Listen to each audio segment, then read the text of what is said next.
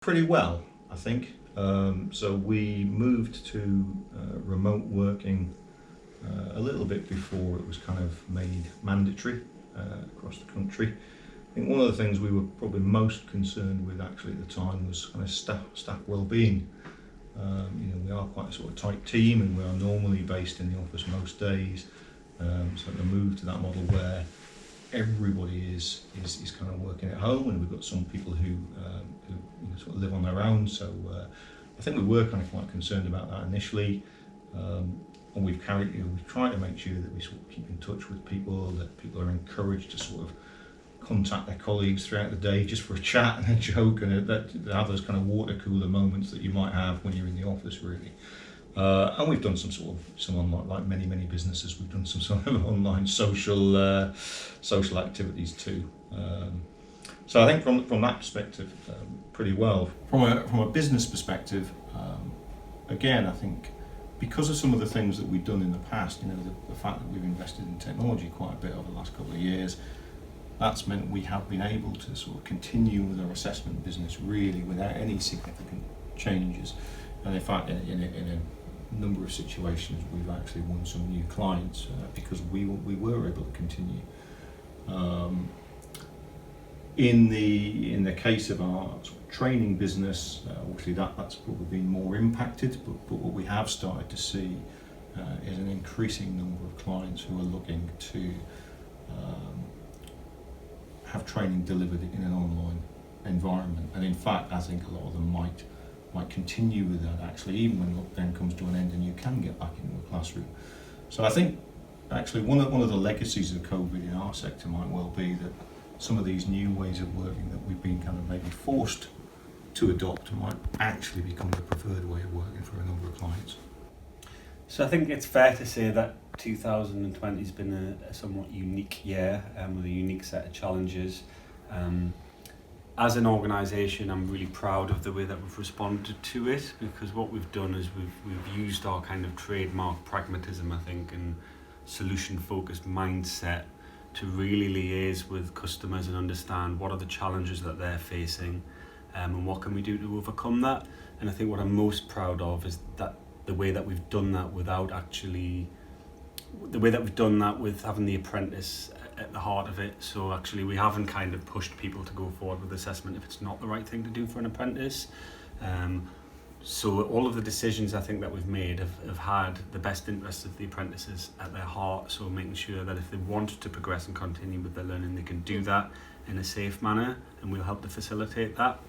And also ensuring that, when we come out the other end of this crisis, that they are in a really good position, that they've been able to continue their learning. If they've been kind of furloughed or working in isolation, they've had something to focus on, and we've been there to support them.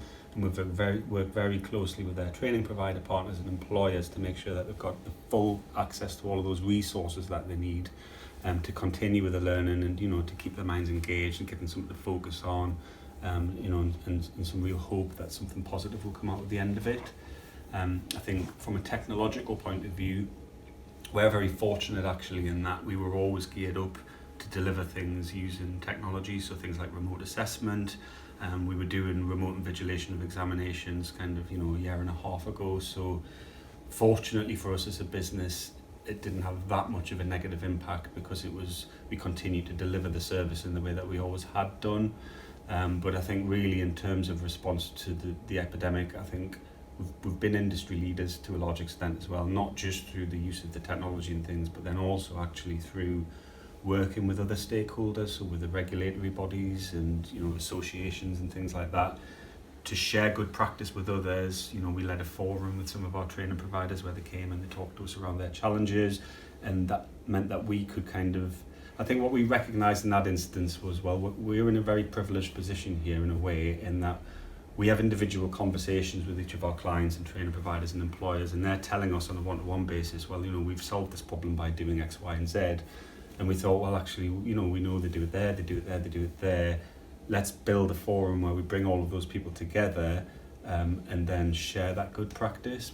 And I think that spirit of community and goodwill has been really sort of the one kind of heartwarming thing that's come out of this crisis.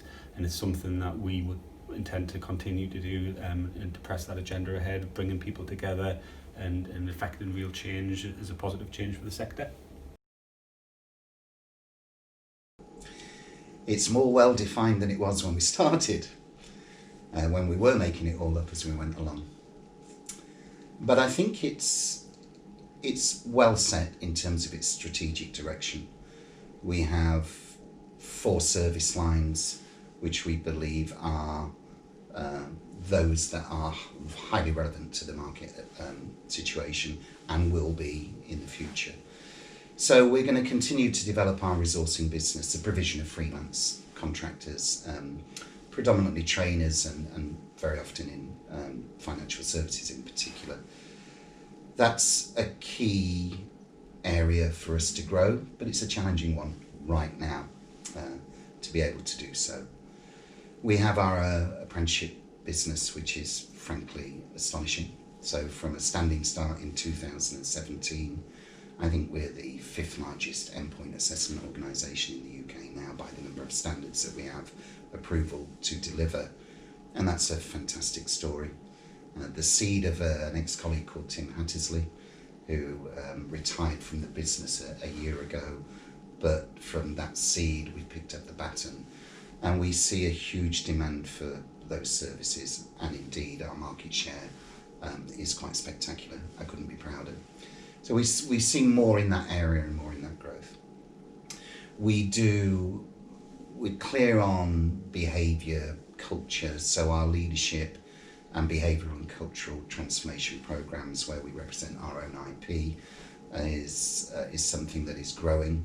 And then we have a very exciting new development, which is our training academy, where we've rapidly put together somewhere in the region of 140 or 150 courses that are available for our clients to select from, or bespoke or adapt as need be.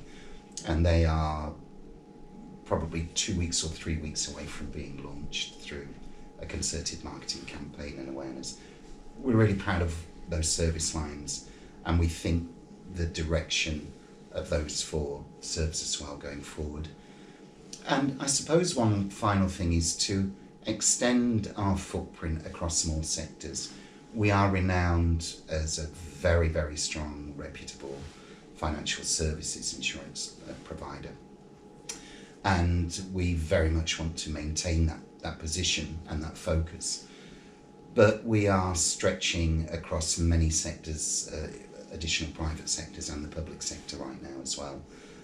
Through the courses, I hope will help, but certainly through our relationships with employers and training providers on the apprenticeship side of the business. And we see lots of room for growth there.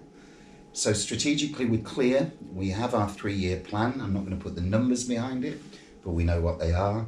We know the people behind it. We know the services and the execution of those services as well.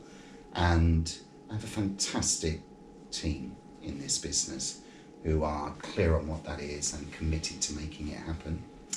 So in terms of the strategy, we're clear, but I'm not going to be around forever. So part of that strategy is to lessen the dependency that the business has historically had on myself and actually divest those responsibilities into more and more of the team. And a great example of that is when we recruited Dave Pearson in February 2018 to take on the role of COO initially, but ultimately Dave will be the MD of this business in the not too distant future. We have Jake Tween heading up our apprenticeship side of the business, which is burgeoning, which is fantastic. A great hire in December of 18 as well. And we've recruited and developed some fantastic people throughout the business. And I'd love to name them all, but I can't. But they know who they are, and we're exceptionally proud of them.